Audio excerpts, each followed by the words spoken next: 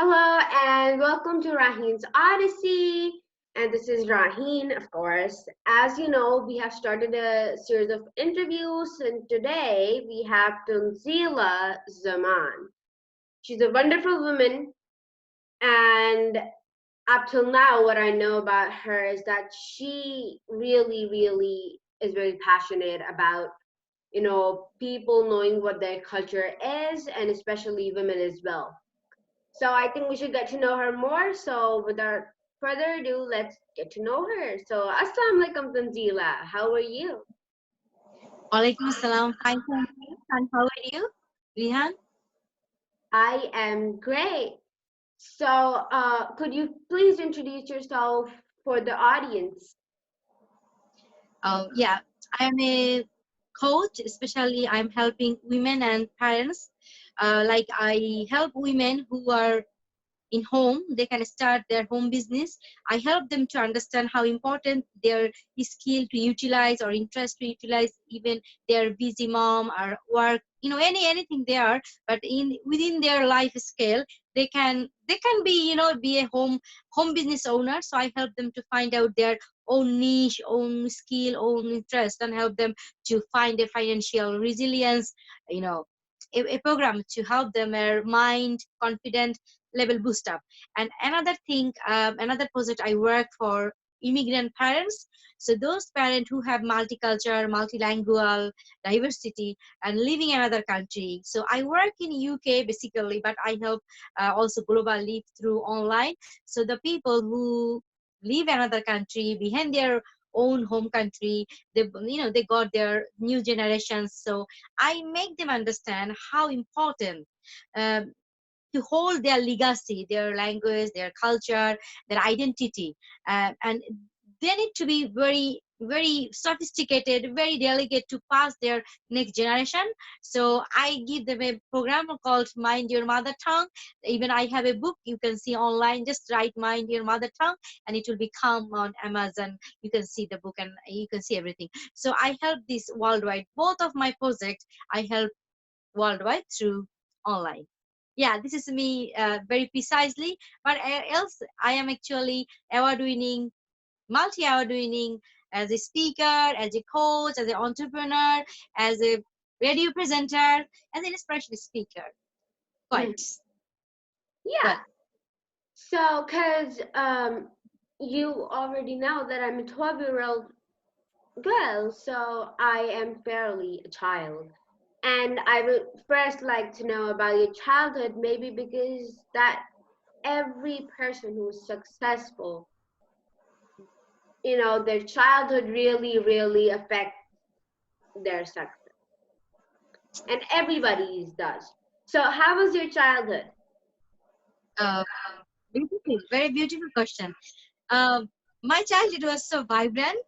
I brought up a very big family. Asia is always like you have lot of auntie, lot of aunt, lot of uncles, and families like extended families. So I was quite brought up in a very extended family. My childhood was so amazing, loving, cheerful. I can remember like my mom and dad, they never had time to give me because of I was always busy with my auntie, my uncles. They actually look after me, even my hair, even my dress up when I been in school. Like, even in my bath, everything did my aunt and uncle. I was so loving for, yeah. So my childhood was amazing as my parents were like, they're like quite educated and healthy family, wealthy family. So I never feel any scarcity in my life. I was always roaming around busy. I got a very positive environment. One thing I can share with you, very delicate, the theme. In back home, especially Asia, we like bright color, and you can see my color is quite dark. And my families were very worried about me when I was like I was like very little, because I was the first child of my parents, and my mom is a so beautiful woman.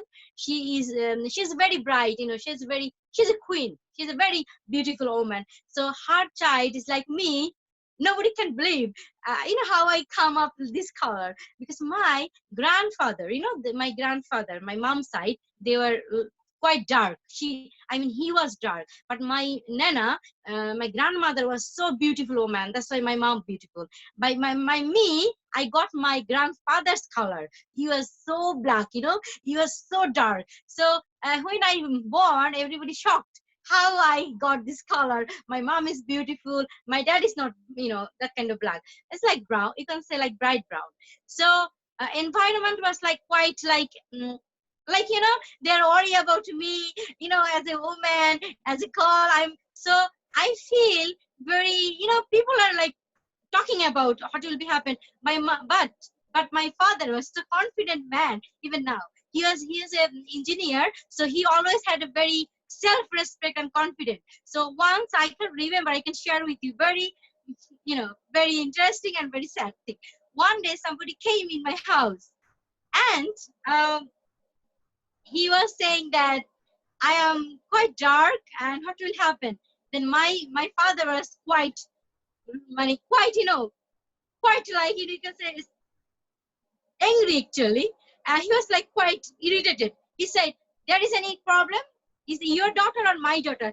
And the person said, "Of course, no, I don't have problem." So my father very, very sternly said, if I have no problem, do you have any problem? No. So please don't talk like this. If you talk like this, then never ever come my house, because I don't allow this kind of behavior at all. So that day I can feel, I was so tender, I was so little.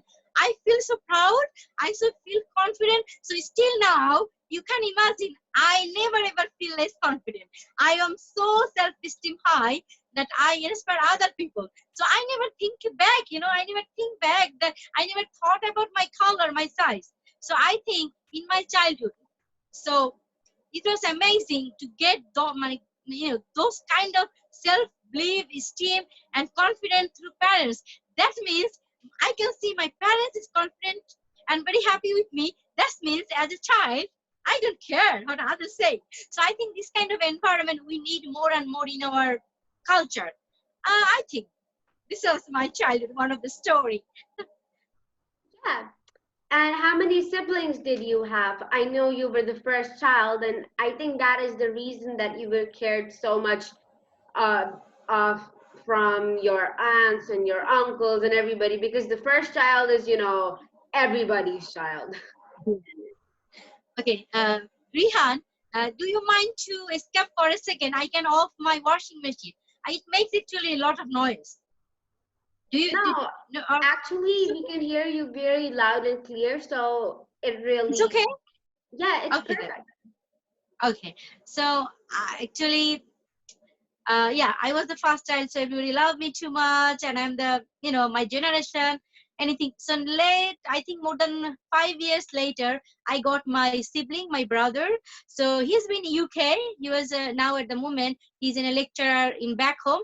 Then I got another younger sister, and he's also back home. So I actually live in here with my husband, my child, but my own younger brother and sister and my mom and dad, they are like back home, Bangladesh. Oh, great. So, when did you start your entrepreneurship journey? Oh, well, it's interesting. When I was in London, like you can say, it's been it's like even I think 7 years day in formal way. It was a quite interesting journey. As I came in London for a study, actually, basically I came for masters. So then I see my community people, my families, they don't speak in Bangla. When I came in London new, I was quite shocked, like you can say upset. But later on, I realized the children are born here. They don't know about Bangla, about back home, nothing. So it's normal, they speak only English and very little in Bangla. Then I realized it it could be decay our identity. It could be damage our heritage. It could be damage our long lasting heritage to be bare. Then I can feel like no, it could be very dangerous. We need to do something. And also I got my own son. After that my son born, he is speaking in English. So then I realized more. No, no, no, no. we can't make it happen. We need to do something. After that, I start teaching Bangla. Encouraging my community people, different activities, and they learn Bangla through the culture, the food, the lots of different activity that I do. Then I started from my home as a activity, running activity, teaching informal Bangla, teaching culture. So that was my first beginning, and from my own living room. It's so really, I think, amazing when I can feel that. When my child was little, I had the buggies all the time. I go different event, I talk and spare. So that was my beginning. Then I said, okay, why not I'm doing it as an organization, because I worked as a creative executive for an organization who are delivery French language for the people live in London, like French origin. So I feel very inspiration from them also. And my co-worker, they're so good. All the people are amazing, so I share with them, what you are doing French language, why not I'm doing Bangla language, and why not I'm doing Asian other languages to encourage. Then they said, oh my god, you can't do that, Tanzila, you just do. Then their encouragement make me so much powerful, because they say, Tanzila, you are an woman, you are a woman with power, you can do whatever you want to do, any creative field. As they knew me over time. I'm very very dedicated to do anything that I love to do. Then honestly, everybody inspired me, everybody saying good thing. Then I started my own journey as Bank of Ideas. So my organization name, Bank of Ideas. From that, I started social entrepreneur. And that time to now, I did too many group coaching, one-to-one coaching, mentoring, all the things I did, library, children center, privately. Even I work with the Pakistani community too. As you are Pakistani, so you feel good. So that thing, I help. My focus is obviously BAME, especially Asian, because I love to serve them. I am their people. Okay, so this was my beginning journey, and then like a slowly scrolling, I cover private, government, other people's, other governing body, and I got so much, so many inspirations, so many appreciation, and that I got some awards. And then I got my own book, all the stories, all the inspirational matters, how you can inspire your child, blah blah, all the things. Then I write the book, name is Mind Your Mother Tongue. Okay, I can show you the book. I think I have maybe, well, yeah, I can show you later. Maybe I speak now, I can show you the book later, because the Pakistani people who are living in maybe America, Australia, Canada, different countries, they can have the book. It's English, they can feel inspired, and they can teach their children from my book. It will be very good. I will show you the book a little bit later, I hope so. Yeah, this was my journey of my entrepreneurship. Yeah, so that is how the entrepreneurship started. So I think it is really, really hard to coach, coaching in itself is very hard because coaching sometimes also requires changing of mindset. And if you're, Yeah, it's important. Mm. yes, and you're coaching parents, especially, the immigrants. So how does it feel and what kind of a work is it? Well, this is a very good question. My beginning of the journey, it was very hard, because everybody when come in London, they feel like they need to know English, because it's English. You go doctor, you go job, you go neighbor, everybody is English. So beginning of them is very hard to make them understand how important your own language. When I make them understand, like I give you example, then it will be very clear. Like one of my neighbor, he was. They came from Pakistan, I think Afghanistan.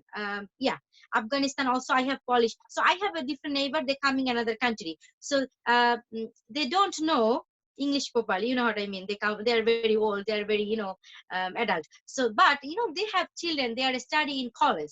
So my neighbor came to me and asked me, "Would you kindly read the letter for me?" Then I said, "Well, of course I will help you to read out." Then I helped. Then I asked a question. I said, do you mind if I ask you something? They said, no. I said, your child is in college. They are educated. And I wonder, you come to me, why? Then they say to me, because the children, they don't know their mother tongue, so they can't communicate with their mother tongue, so that way they make understand English, and they can't translate to me. Then I said, well, this is a very big barrier. So do you understand now it's important to teach your child beginning of their life your mother tongue? Then they said yes. So I got few examples, I got few examples. Then when I go to the event, when I go to the client, I show this example. Then oh yeah, Tanzila, it's true. Yeah, my son doesn't speak with me my language, and lot of things I can't make them understand. Also, what happened when the back home the parents call, they can speak, they can communicate, because the back home everybody is not so educated, they speak their own language, so then it will be a barrier. So this example, this all the things when I open up to other people, then they realize, oh, it's important to know and to teach mother tongue to our generation, especially our new generation. Then it like quite easy.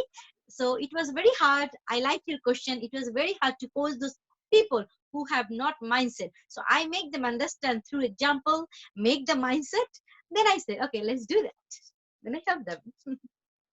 Yeah, and how exactly, like, for how long have you been doing this parent coaching, especially the immigrants, of course? Okay, do you mean the process, my program? Do you mean the program, or how No, many years I am doing? I meant how many years are you doing it Okay, since? at the moment it could more than 6 years I'm doing. Yes, and so also tell me about the process of your organization, of course. Okay, my process is like, I can, as I said, I can do it like privately, like one to one, like as I do America, Canada, Australia, like one to one, like any parents. Also, the local government, what I do, I go to the library, I go to the school, and I do the workshop, like where all the parents come. Then I do activity, interactive, activity session. So I give first, I inspire them, I tell them how important, then I educated them through the program, through my, I have the framework, I have some activity sheet, I have my resource to teach them. Then I do this like ongoing process. It could be 1 week, 2 week, 3 weeks. It depends on the person, how they can have, how easily they can absorb and practice. Then I do like one-off course. Like some people, they don't need to do too much. They like, those people are very educated, so I give them one-off session, like a workshop. I give all the tools, all my framework and everything, a resource, I mean, everything, and then they're fine. So actually it depends on the people, the audience. I can run even one day, I can run even like few weeks. It's like, depends on the person, how they absorb and how they practice and how availability they are themselves. Yes, and so why do you think that culture is very important to, you see, if you come to another country? Why do you think is it, important to, still remember your culture and know your mother tongue and pass it on to your generation? Why do you think that is important? The simple answer is, the more you diverse, the more you reach than other people. Simple. This is a very simple answer. If somebody has, like example, if somebody has one apple, if somebody has one apple, one orange, so who are richer than the other? It's simple. Who has two items? Like this. So when you have one item, like, my son is born in, example, my son is born in London, so he knows only English thing. But if I can teach him also Bangla language, also, another food, another culture, so obviously he is richer than other people, and very important, because you can see me, Tanzila. You can see me, Tanzila, by appearance. You can see I am a Muslim woman. You can see I am a brown color Asian. You can see, who I am. That means it does not matter. You have a passport for a country. It's matter you look, your appearance is telling you who you are. So do you know I have a British passport or not? It does not define me, but it defines me, my appearance. So if I don't allow myself, appreciate myself, How do you think other people will appreciate me? So first of all, I need to appreciate who I am, what I have already. Then I can absorb, I can adopt anything. Then I will be more diverse and richer than other people, obviously. So it's very important to be feel proud, to be self-identity, self-respect, and very lovable self. Yeah. So, as you might know, and for the audience, our interview is really, really coming to its end. And at the last, like to ask Tanzila to please, give a message to our audience. It could be anything you like. Okay. Thank you for asking asking me to say something to the people. I want to say, as I work for multicultural parents, as I work for women, so from my work experience, I can share that it doesn't matter who you are. It's matter you need to feel yourself who you are, and you need to appreciate yourself. Whatever you are, wherever you are, you need to feel yourself how valuable you are. Allah made you. Allah, send you. So you need to appreciate yourself, acknowledge yourself. But for environment, for growth, for achievement, you can adopt any resource, any environment, any skill to develop yourself. Okay. And for my work, I can say, as a parent, if any parent is watching you or will watch you, I want to request them, tell your identity, tell your diversity, tell your all the culture and heritage to your next generation if you live in another country. Because if you don't tell as a parent, who will tell, who will pass? So it is very important, they will bear your all resources. So it's important, you need to pass all the message to your next generation, then the next generation will pass next generation, and then it will be saved. So you need to save your legacy. And the message for women, I believe all the women are so powerful. They have lot of resources, skill, insight. But maybe they didn't have time. Maybe they didn't inspire themselves. Maybe they never acknowledged by themselves or environment or people or even loved one. So I want to encourage and inspire my all women, my all sisters. Come up with your interest and idea and skill. I believe if you utilize, then you can be confident, empowered by yourself. You can serve yourself through your skill and passion, interest, and also you can serve the society. Together, we can build up an amazing world. That's all for me. Thank you. Thank you so much, Tanzila, first for coming and telling about who you are and giving such an amazing message to our audience. I hope it really helps them in the future. And so with that, our interview has come to its end, and inshallah, we'll see you again with another person and another story. So goodbye, and thank you so much for watching. Thank you. Assalamu alaikum.